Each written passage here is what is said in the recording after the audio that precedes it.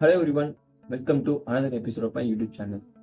இன்னைக்கான வீடியோ எதை பற்றின்னு பார்த்தீங்கன்னா டிஎன்யூஎஸ்ஆர்பி பிசி செலெக்ஷன் ப்ராசஸை பற்றி தான் இன்னைக்கான வீடியோவானது முழுமையாக இருக்கும்.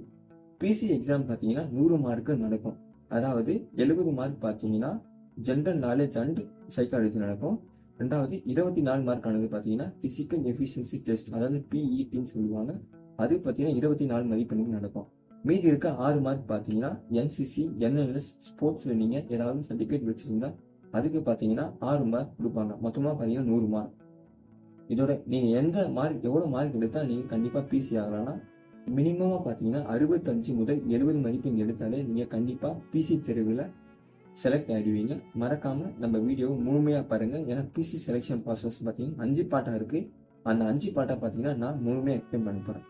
முதல் ப்ராசஸ் பார்த்தீங்கன்னா ரிட்டன் எக்ஸாமினேஷன். ரிட்டன் எக்ஸாமினேஷனில் பார்த்தீங்கன்னா 2 பாட்டு இருக்குது. அதாவது தமிழ் தகுதி தேர்வுன்னு சொல்லிட்டு ஒன்று இருக்குது. தமிழ் தகுதி தேர்வு 80 மதிப்பெண்கானது நடக்கும்.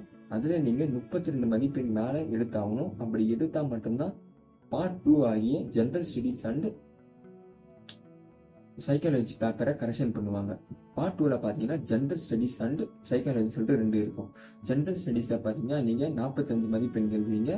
சைக்காலஜி பார்த்தீங்கன்னா 25 மதிப்பெண். அதாவது பார்ட் 2 பார்த்தீங்கன்னா 70 மதிப்பெண். இந்த 70 மதிப்பெண் தான் பார்த்தீங்கன்னா நீங்கள் பிசி எக்ஸாமுக்கான ஓவரால் ரிசல்ட்டில் 100 மார்க் வரும் பார்த்தீங்கன்னா, அதாவது 70 மதிப்பெண் பார்த்தீங்கன்னா இந்த கணக்கு பண்ணிடுவாங்க. தமிழ் தகுதி தேர்வுக்கு என்னென்ன படிக்கலாம் அண்ட் ஜென்ரல் ஸ்டடீஸ் அண்ட் சைக்காலஜிக்கு என்னென்ன படிக்கலாம்னு சொல்லிட்டு நான் சொல்கிறேன். தமிழ் தகுதி தேர்வுக்கு பார்த்தீங்கன்னா 32 மதிப்பெண் எடுத்தால் போதுமானது.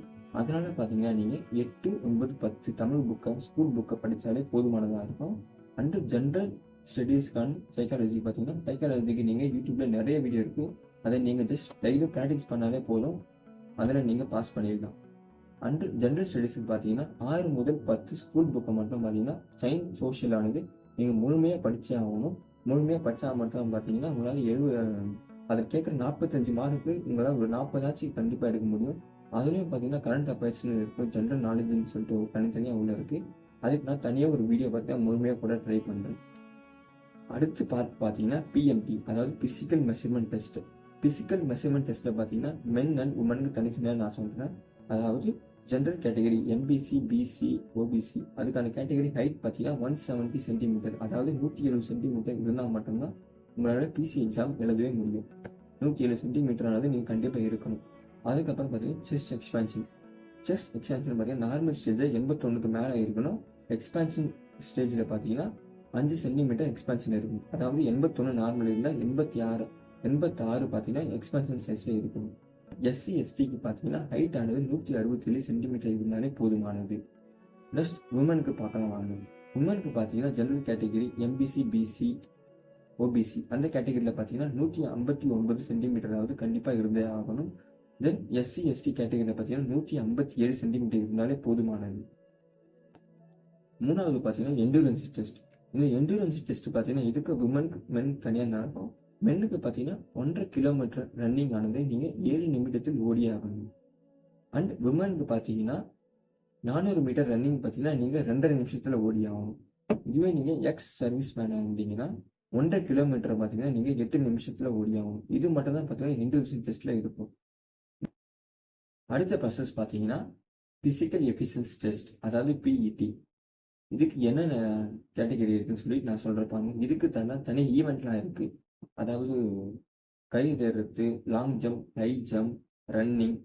இதுக்கு பார்த்தீங்கன்னா மேலுக்கு அண்ட் ஃபீமேலுக்கு தனித்தனியாக இருக்குது. நான் ஃபுல்லாக எக்ஸ்பிளைன் பண்ணுறேன் பாருங்கள். மென்ஸுக்கான ஈவெண்ட் என்னென்னு பார்த்தீங்கன்னா rope climbing, long jump, high jump, running.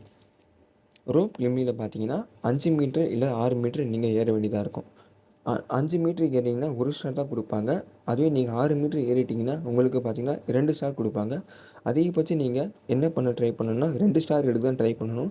அப்போ தான் இருக்கிறதுலே 3 ஈவெண்ட் தான். நீங்கள் 3 ஈவெண்ட்லேயே முழுமையாக நீங்கள் உங்களோட ஃபுல் எஃபெக்டை கொடுத்தீங்கன்னா நீங்கள் 24 மார்க் ஆனது கண்டிப்பாக எடுத்துடலாம். ஜஸ்ட் சுலபமான ஒரு ஈவெண்ட் தான் இது. கயிறு எடுத்து நீங்கள் லாங் ஜம்பே ட்ரை பண்ணுங்கள். ஹை ஜம்ப்பு நீங்கள் தவிர்க்க வேண்டும். ஏன்னா லாங் ஜம்ப் வந்து ரொம்ப ஈஸியாக தான் இருக்கும். 4.5 மீட்டர் பார்த்தீங்கன்னா நீங்கள் ஈஸியாக குடிச்சிடலாம். அப்புறம் ரன்னிங் பார்த்தீங்கன்னா 400 மீட்டர் ஓடிடுங்க. 400 மீட்டர் ஓடுறது பார்த்தீங்கன்னா ரொம்ப சுலபம். நான் இங்கே மேலே ஸ்க்ரீனில் மென்ஷன் பண்ணியிருக்கேன். நீங்கள் முழுமையாக பார்த்தாலே உங்களுக்கு ரொம்ப ஈஸியாக புரியும். நெக்ஸ்ட் உமன்ஸ்க்கான ஈவெண்ட் பார்த்தீங்கன்னா அவங்களுக்கு பார்த்தீங்கன்னா லாங் ஜம்ப் ஆனது இருக்குது. லாங் ஜம்ப் ஆனது கட்டாயம். அவங்க ஹை ஜம்ப் இல்லை, லாங் ஜம்ப் மட்டும் தான் கட்டாயம். ஜஸ்ட் அவங்க 3.75 மீட்டர் எடுத்தால் போதும் 8 மார்க் ஆனது கிடச்சிரும். அதே நீங்கள் ஷார்ட் புட் த்ரோ இல்லை கிரிக்கெட் பால் த்ரோ இருக்குது. உங்களுக்கு நீங்கள் கிரிக்கெட் பால் த்ரோ போயிடலாம், அதுவே ரொம்ப ஈஸியானது. நீங்கள் கிரிக்கெட் பால் த்ரோ பார்த்தா 24 மீட்ரு நீங்கள் ஈஸியாக நீங்கள் பாலை தூக்கி போடுறீங்கன்னா சின்ன பால் தான் அது. அதை தூக்கி போட்டிங்கன்னா பார்த்தீங்கன்னா உங்களுக்கு 8 மார்க் வந்து கிடச்சிரும். அதுவே ரன்னிங் பார்த்தீங்கன்னா நீங்கள் 200 மீட்டர் சூஸ் பண்ணீங்க, நீங்கள் 100 மீட்டர் சூஸ் பண்ண வேணாம். 200 மீட்டர் பார்த்தீங்கன்னா நீங்கள் ரொம்ப சுலபமாக ஓடிடலாம். பட் பார்த்தீங்கன்னா டாக்குமெண்ட் வெரிஃபிகேஷன் நீங்கள் அப்ளை பண்ணும்போது ஒரு சில டாக்குமெண்ட் சப்மிட் பண்ணியிருப்பீங்க. கடைசி பார்ட்டில் மட்டும்தான் பார்த்தீங்கன்னா நீங்கள் டாக்குமெண்ட் வெரிஃபிகேஷன் வந்து நடக்கும். நீங்கள் இந்த 100 மதிப்பெண்ணுக்கு குறைஞ்சது 65 முதல் 70 மதிப்பெண் எடுத்தாலே கண்டிப்பாக நீங்கள் பிசி எக்ஸாம் வந்து பாஸ் பண்ணிடலாம்.